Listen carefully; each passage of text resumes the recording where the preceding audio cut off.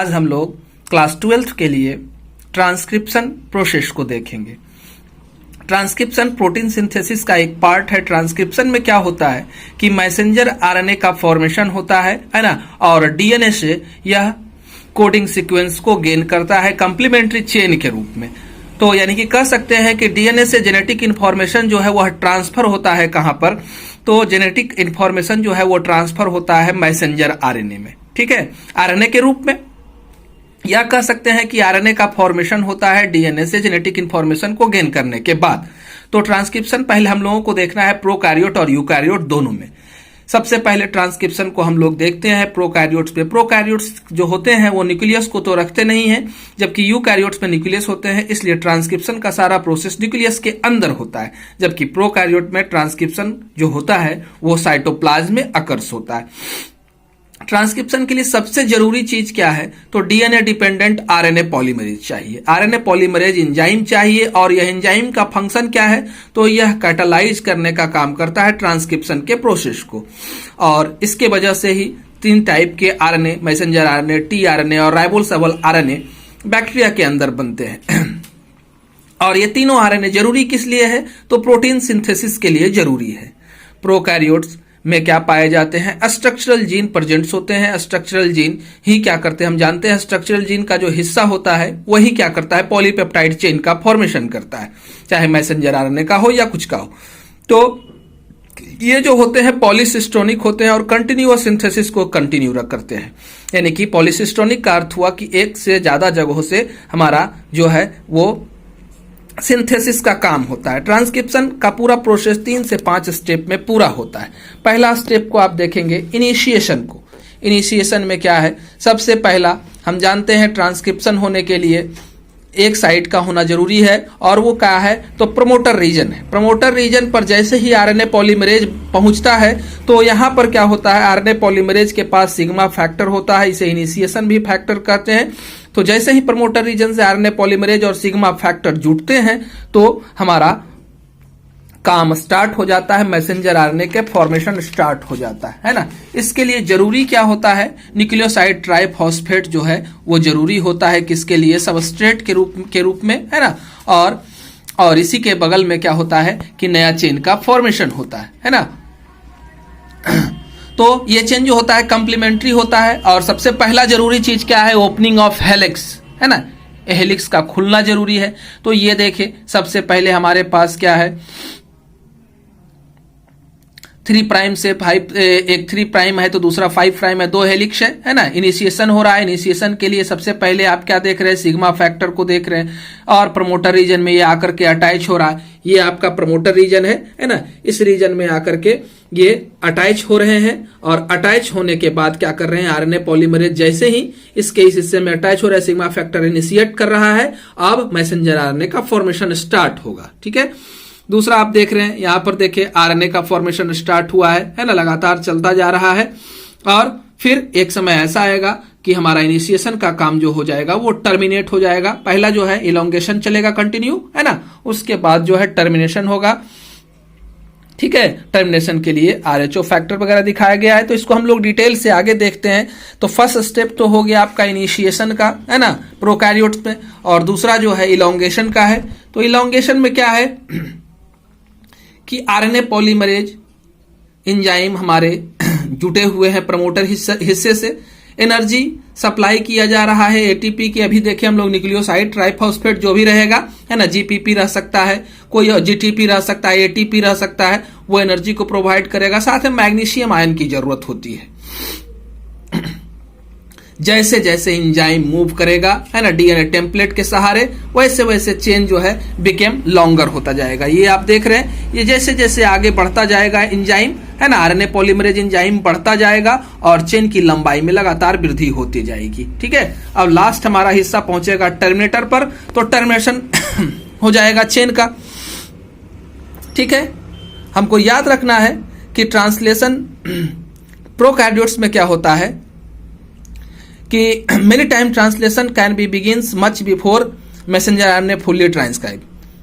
कहने का मतलब प्रोकैरियोट्स में ऐसा भी होता है कि ट्रांसक्रिप्शन और ट्रांसलेशन दोनों एक साथ हो जाते हैं। कहने का मतलब इधर मैसेंजर आरएनए तैयार हुआ नहीं कि उधर जो है ट्रांसलेशन की प्रक्रिया शुरू हो गई और पॉलीपेप्टाइड चेन का फॉर्मेशन शुरू हो गया, है ना, दोनों एक साथ हो जाते हैं। तो ये सिर्फ आपको देखने के लिए कहां मिलेगा, तो सिर्फ और सिर्फ मिलेगा प्रोकैरियोट्स में। यूकैरियोट्स में दोनों साथ साथ नहीं होते हैं, सबसे पहले ट्रांसक्रिप्शन होगा, उसके बाद ही ट्रांसलेशन की प्रक्रिया हो सकती है। अब टर्मिनेशन को देखें प्रोकैरियोट्स में, तो जैसे ही आरएनए पॉलीमरेज जो है टर्मिनेटर हिस्से में पहुंचेगा, वहां पर रो फैक्टर प्रेजेंट होता है ना, ये क्या करता है, तो इसके पास ऐसे कोडोन्स होते हैं, स्टॉप कोडोन्स होते हैं जो पॉलीपेप्टाइड बॉन्ड को बनने से रोक देते हैं। पॉलीपेप्टाइड बॉन्ड नहीं बनेगा तो चेन की सिंथेसिस क्या हो जाएगी, रुक जाएगी। यह टर्मिनेशन फैक्टर का काम है। दूसरा चीज है कि हमारा यहां पर प्रोकैरियोट्स में क्या होता है कि डायरेक्ट मैसेंजर आरएनए का ही फॉर्मेशन होता है ना। प्रोकैरियोट्स यानी कि बैक्टीरिया वगैरह में क्या है कि डायरेक्ट मैसेंजर आरएनए का फॉर्मेशन होता है, जबकि यूकैरियोट में एचएनआरएनए हेटेरोन्यूक्लियर आरएनए का फॉर्मेशन होता है ना। और बाद में एचएनआरएनए का प्रोसेसिंग होता है कैपिंग और टेलिंग के द्वारा, और तब जाकर के ये बदलते हैं मैसेंजर आरएनए में। लेकिन प्रोकैरियोट्स में ऐसा नहीं होता है। अब हम लोग आगे चलते हैं ट्रांसक्रिप्शन इन यूकैरियोट्स में, है ना। यूकैरियोट्स में कैसे ट्रांसक्रिप्शन होता है, तो याद रखना है कि यूकैरियोट्स में यह ज्यादा कॉम्प्लेक्स होता है प्रोकैरियोट की तुलना में। यह जब भी अकर्स होगा तो न्यूक्लियस के अंदर होगा, या फिर जो ऑटोनोमस ऑर्गेनेल्स हैं उसके अंदर, जैसे कि माइटोकॉन्ड्रिया है, प्लास्टिड्स है, इसके अंदर हो सकता है। याद रखना है ट्रांसक्रिप्शन का प्रोसेस यूकैरियोट्स में जब भी होगा तो G1 और G2 फेज में होता है, सेल साइकिल के G1 और G2 फेज में होता है। यहां पर भी एंजाइम आरएनए पॉलीमरेज की जरूरत पड़ेगी। यहां पर आरएनए पॉलीमरेज 3 तरह का होता है। पहला है आरएनए पॉलीमरेज फर्स्ट, तो यह जो है वो राइबोसोमल आरएनए का फॉर्मेशन करता है। दूसरा है आरएनए पॉलीमरेज सेकेंड, यह जो है मैसेंजर आरएनए या हेटेरोन्यूक्लियर आरएनए का फॉर्मेशन करता है। तीसरा है आरएनए पॉलीमरेज थर्ड, यह जो है ट्रांसफर आरएनए या स्मॉल न्यूक्लियर आरएनए का फॉर्मेशन करता है। इस तरह से 3 आरएनए पाए जाते हैं यूकैरियोट्स में। अब आगे चले, यूकैरियोट्स में ट्रांसक्रिप्शनल यूनिट जो होता है वो ओनली 1 जीन होता है, यानी कि ट्रांसक्रिप्शन सिर्फ एक ही साइड से कंप्लीट होता है, यानी कि मोनोसिस्ट्रॉनिक होता है। ठीक है।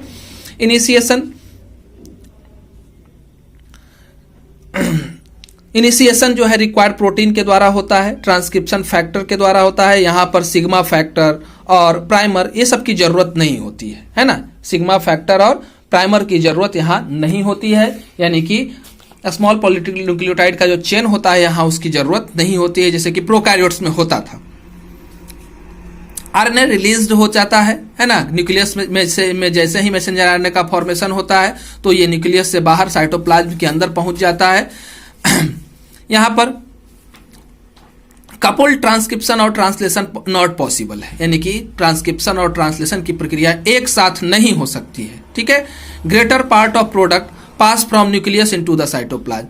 साइटोप्लाज्म में पहुंचते कैसे हैं, तो न्यूक्लियस से निकल करके ये न्यूक्लियर पोर जो होते हैं उससे निकल करके ये पहुंचते हैं कहां, साइटोप्लाज्म। नए नए जो चेन्स बनते हैं उन चेन का निर्माण जो होता है आरएनए पॉलीमरेज सेकेंड के द्वारा होता है। आरएनए पॉलीमरेज सेकेंड एंजाइम क्या करता है, हेटेरोन्यूक्लियर आरएनए को बनाता है। तो सबसे पहले हेटेरोन्यूक्लियर आरएनए का फॉर्मेशन होता है जिसे प्राइमरी ट्रांसक्रिप्ट कहते हैं, है ना। यूकैरियोट में क्या होता है, पहले प्राइमरी ट्रांसक्रिप्ट बनता है और इसमें दोनों तरह के सीक्वेंस होते हैं, अनवांटेड बेस सीक्वेंस जिसको इंट्रॉन कहा जाता है और यूजफुल बेस सीक्वेंस जिसको एक्सॉन कहा जाता है, दोनों बनते हैं, है ना।